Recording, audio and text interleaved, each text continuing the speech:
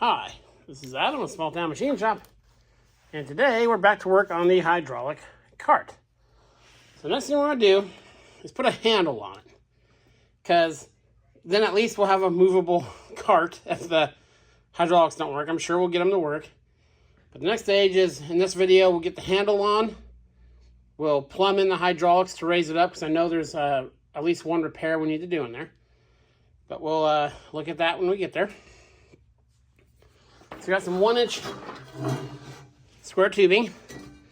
I like square tubing on things I pull that are heavy.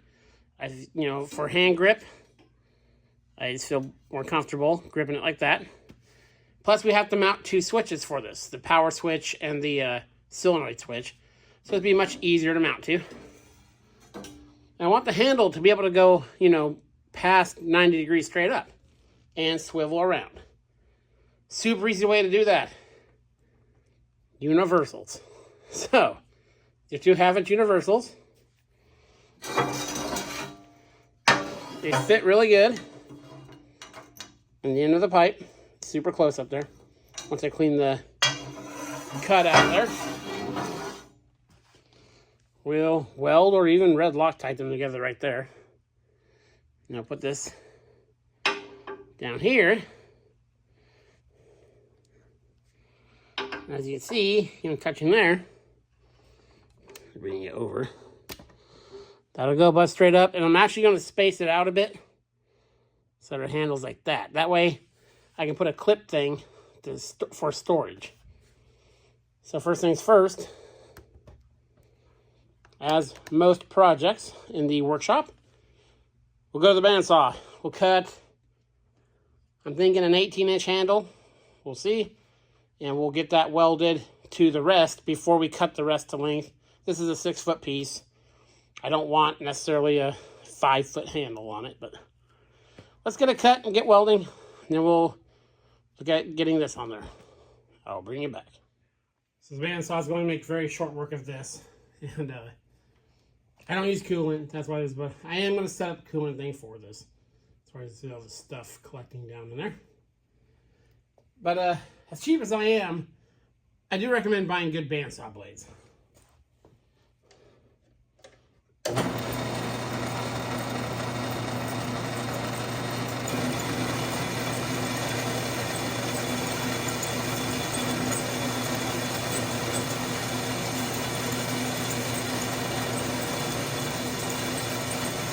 That's set. That blade guide should probably be a little bit closer. This stuff's pretty thin. We'll get this cut and get over to the welding table.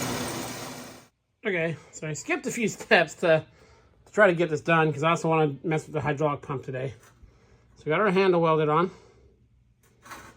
And we got our swivel, which is very hot. I cleaned the, where the welds are, cleaned the chrome away.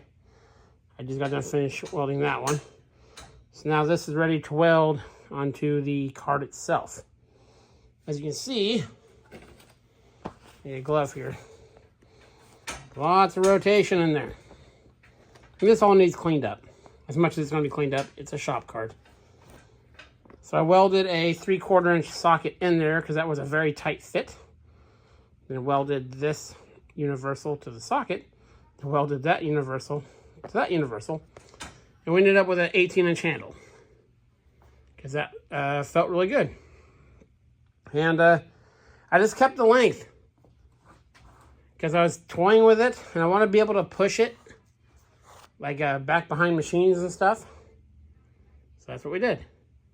So now we'll attach it to the cart and I'll bring you back for that. Okay, cart now has a swivel handle. Looks really long just because of the perspective, and I wanted it a little long. As you can see, this thing will go wherever we want it. Even 90 degrees to the table. And then, just like I wanted, it'll sit back on it. Glorious! It is now a usable cart. Push it that way. Pull it this way. Push it that way. Pull it this way. Get on all the cords. Sweet. So now, I'll grab the pump, which is right there. The new hose fittings I got. And let's get this thing up in the air. Okay, and for the last part of this video, I know there's some wear underneath it. So I got the pump temporarily rigged to an angle plate. All the hoses are tight. I'm going to replace the one on the bottom just because it's cheap insurance. I don't have the solenoid hooked up, so I can't lower it right now, but I can jumper some wires. I also don't know how fast this pump is going to raise it up. We might have to put a downstream valve for throttling. But let's put some power to her and hope it doesn't end up in a huge, gigantic mess. So, lift you up here a bit. And let's see what happens.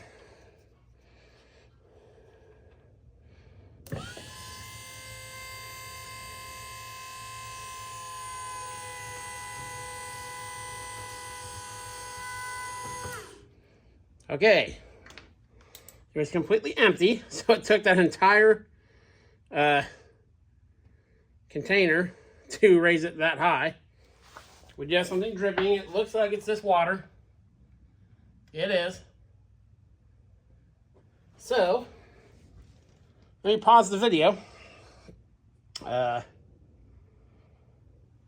Obviously, we're going to have to change capacity of our tank here. It's different now that it's full. Let me add some more hydraulic fluid and we'll go up a little higher. So, mistakes happen in the shop. And I am certainly not immune to those mistakes. And I like to show them when I make them. And today, Adam is the village idiot. So, what happened is this guy overhangs this base. Well, the safety latches, which I didn't know it had one on each side because this one was covered, was down. So it captured that roller. It essentially locked that corner of it in position. And the hydraulic pump did that. So, this bolt was missing. If it wasn't missing, it probably just would have not gone up anymore. And, the pump would be laboring. But since that was missing, it gave it a way to shift. And we bent that frame pretty good. Not a big deal. All the frame is 4 pieces of angle iron welded together. So that's simple enough. And now we can really see. We're going to take this top part off anyway. You can see how much wear is in that pin. The pin was supposed to be there. So, we'll take these 2 big arms off. And probably just weld that up. And might be the first job for the old boring mill. And punch 2 holes through there. And replace that. I knew it had some wear in there, so I knew we'd have to take it apart anyway. I was not thinking I'd have to repair the frame, but now we do. Again, that's on me. Attention to detail sometimes, So yeah, the cart is up. The pump works great. The ram works great. Super cool. So next video, we'll take this all apart. We'll either might do the frame first and then the holes, or we'll probably do the holes on the arms. And go from there. Cool. This is Adam from Small Town Machine Shop. Please comment, like, and subscribe, and thanks for watching.